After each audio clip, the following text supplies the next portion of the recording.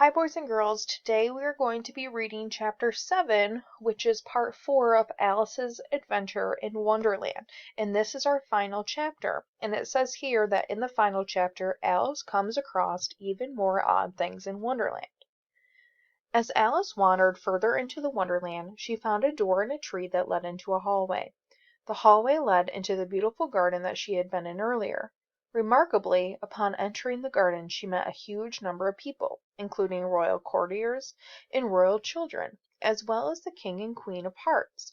They were about to begin a game of croquet, and they invited Alice to play.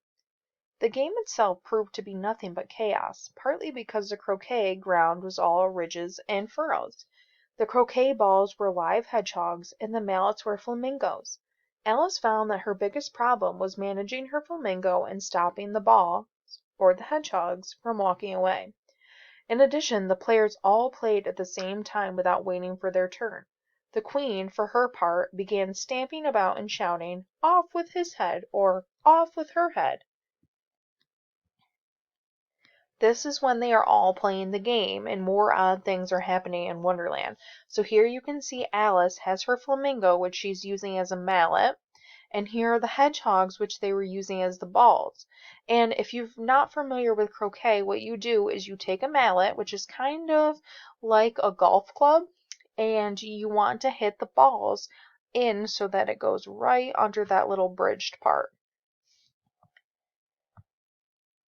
But luckily for Alice, she was removed from the game by none other than the Queen, who was eager for Alice to meet the Mock Turtle. On their way to meet the Mock Turtle, Alice was introduced to Griffin. What are a Mock Turtle and a Griffin? Alice did not know either, nor did she ever get an answer that made sense. The best answer is that they are two more examples of the extraordinary inhabitants of Wonderland.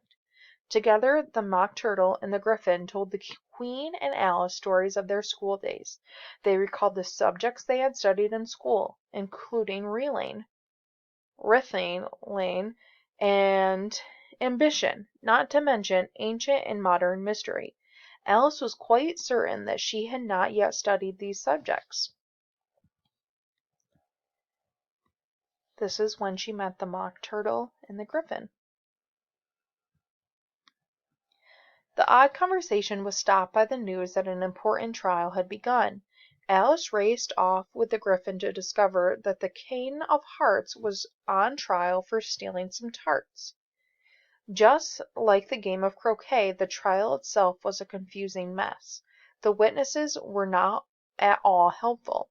Quite strangely, Alice herself was called as a witness. When the Queen said that the sentence should be announced before the jury had decided upon their verdict, Alice was ready to scream. In fact, she did. "Stuff and nonsense!" said Alice loudly. "The idea of having the sentence first!" "Hold your tongue," said the Queen, turning purple. "I won't," said Alice. "Off with her head!" yelled the Queen.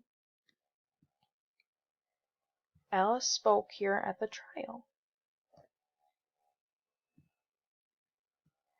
Again, luckily for Alice, just at that moment she woke up on the river bank beside her sister. The sun was still shining, and it was indeed a beautiful day. Alice eagerly told her sister all about her dream and her adventures in Wonderland. Alice's sister was quite entertained by the stories of Wonderland and the way in which Alice told them.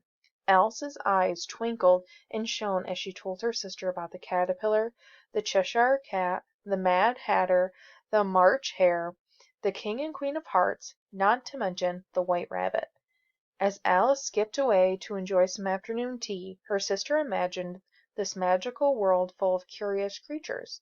Alice's sister hoped that Alice would always remember the day that she dreamed of Wonderland and continued to tell the stories.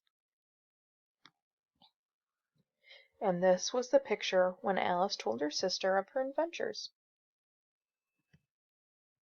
And that is the end of Chapter 7 in the story of Alice and her adventures.